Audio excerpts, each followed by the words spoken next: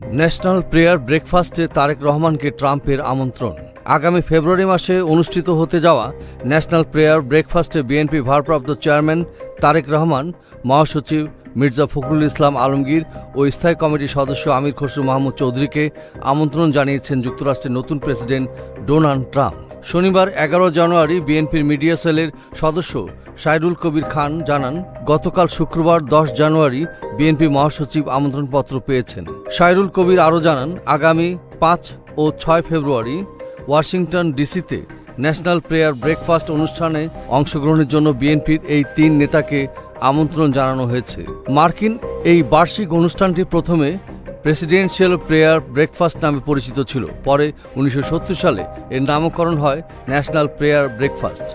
S Ahmed Raj, desk report, এই Somoy TV, Dhaka.